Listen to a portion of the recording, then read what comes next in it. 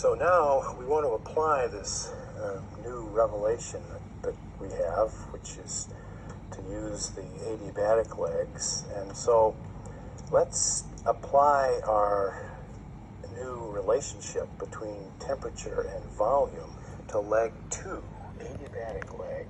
And we're going to use the fact that nc sub v times the logarithm of final temperature T sub c divided by T sub h, the high temperature reservoir, that's equal to minus nr times the log of the final volume divided by the initial volume. That's V3 over V2.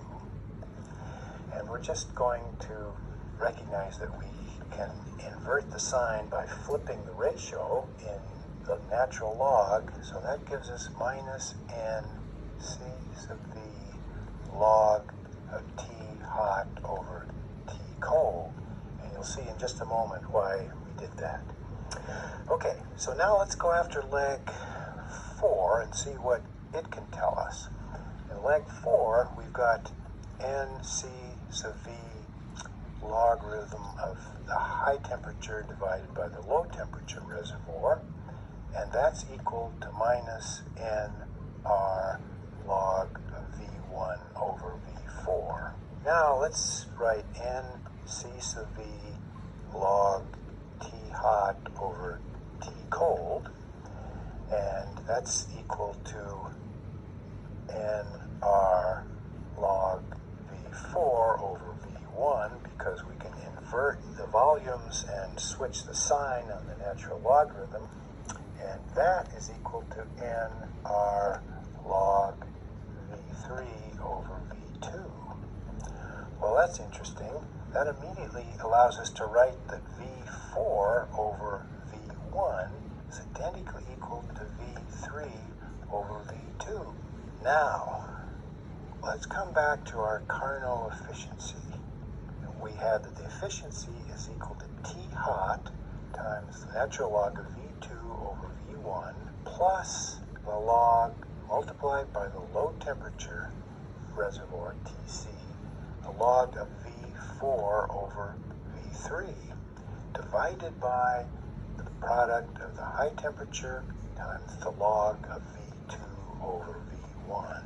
Aha! So we have Tc multiplied by the logarithm of the ratio of v4 to v3.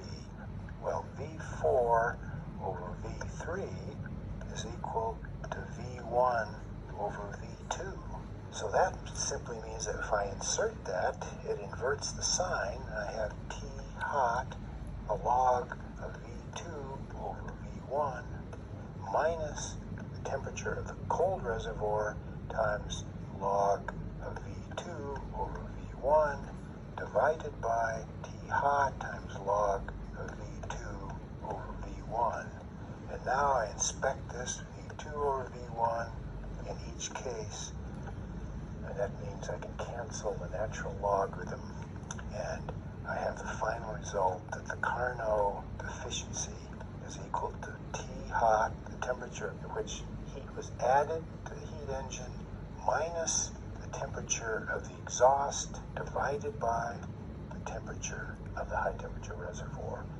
That is a remarkably simple, profoundly important representation of the efficiency of a heat engine, because it tells you that what you want to do is increase the temperature intrinsic to the high temperature side of that cycle, and you want the low temperature side to be as cold as possible, so you have the greatest difference in the numerator of that expression. And that's actually what led to major changes in the steam engines in the 19th century. A condenser was added to the exhaust of the steam engine to drop its temperature, and the efficiency went up decidedly, which was a very important development in the Industrial Revolution.